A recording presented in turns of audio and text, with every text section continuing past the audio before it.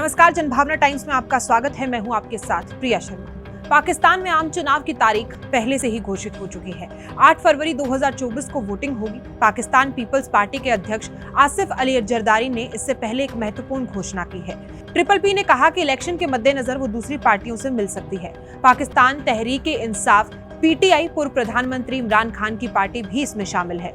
अगस्त से इमरान जेल में है। करप्शन के मामले में उन्हें सजा सुनाई गई है। कट्टर विरोधी रहे इमरान और जरदारी। आसिफ अली जरदारी एक पूर्व राष्ट्रपति है। इमरान के शासनकाल में कई विपक्षी नेता जेल गए, इनमें आसिफ अली जरदारी भी शामिल है। पहले खबरें थी कि नवाज शरीफ की पार्टी और पाकिस्तान मुस्लिम लीग नवाज मिल सकते हैं। कुछ दिन पहले जब नवाज शरीफ लंदन से पाकिस्तान लौटे तो जरदारी की सोच बदल गई।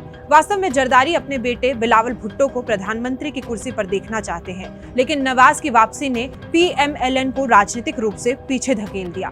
नवाज भी फौज से जुड़ा हुआ दिखता है।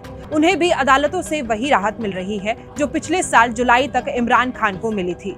नतीजन पाकिस्तान की सियासत अब बदल सकती है। लाहौर में पाकिस्तान पीपल्स पार्टी के वरिष्ठ नेता राणा फारूक सईद ने कहा कि हम चुनावी समझौते में दूसरी पार्टियों के साथ काम कर सकते हैं। हमें नवाज की पार्टी PMLN से मुकाबला करना होगा, इसलिए PTI भी शामिल है। इस बयान की टाइमिंग बहुत अहम रही। बिलावल भुट्टो या आसिफ अली जरदारी अक्सर ऐसे महत्वपूर्ण राजनीतिक बयान देते हैं। ये बयान इस बार जरदारी परिवार के बाहर से आया है।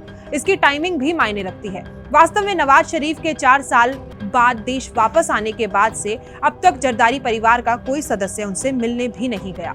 इसके अलावा इस घोषणा का एक और उद्देश्य है। कुछ दिन पहले नवाज पार्टी के नेता सैयद फाजिल ने कहा कि उनकी पार्टी सिंध प्रांत में मुहिदा कौमी मूवमेंट से मिल सकती है, यानी कि इस बात से जरदारी परिवार परेशान हो गया। इसकी वजह ये कि इस परिवार और ट्रिपल पी का जो गढ़ है वो सिंध है। 20 साल से ज्यादा गुजरे हैं, लेकिन यही पार्टी सत्ता पर है। दूसरी तरफ नवाज की पार्टी इसलिए उससे गठबंधन की बात कर रही है क्योंकि उस इलाके में ट्रिपल पी को चुनौती देने की क्षमता सिर्फ MQM के पास है। इसी सियासी दाव का जवाब देने के लिए ट्रिपल पी ने इमरान की पार्टी से गठबंधन का बयान एक सीनियर लीडर से दिलवाया। इलेक्शन कमीशन और अदालतों को इशारे में धमकी दी गई। उन्होंने कहा कि राणा फारूक सईद ने अपने बयान में एक और महत्वपूर्ण मुद्दा उठाया। राजनीतिक गठजोड़ बनते और टूटते रहते हैं, इसमें कोई नई बात नहीं है, लेकिन निजी रंजिश की कोई गुंजाइश सियासत में नहीं होनी चाहिए। अगर किसी पार्टी को चुनाव में भाग लेने से रोका गया तो हम चुनाव के नतीजों को नहीं मानेंगे। अब इसका अर्थ ये हुआ कि 9 मई को पाकिस्तानी सेना ISI और देश के कुछ महत्वपूर्ण संस्थानों पर हमले हुए, जिसमें 14 लोग मारे गए। इमरान की पार्टी PTI सीधे हमले का शिकार हुई। 1200 से ज्यादा PTI नेताओं और कार्यकर्ताओं को गिरफ्तार कर लिया गया। कुछ पर मिलिट्री क्वार्टर्स में केस चल रहे हैं। इमरान इस मामले में भी आरोपी हैं। मीडिया रिपोर्ट के अनुसार 9 मई की हिंसा के मामले में इलेक्शन कमीशन PTI को बतौर पॉलिटिकल पार्टी शामिल होने से रोक सकता है।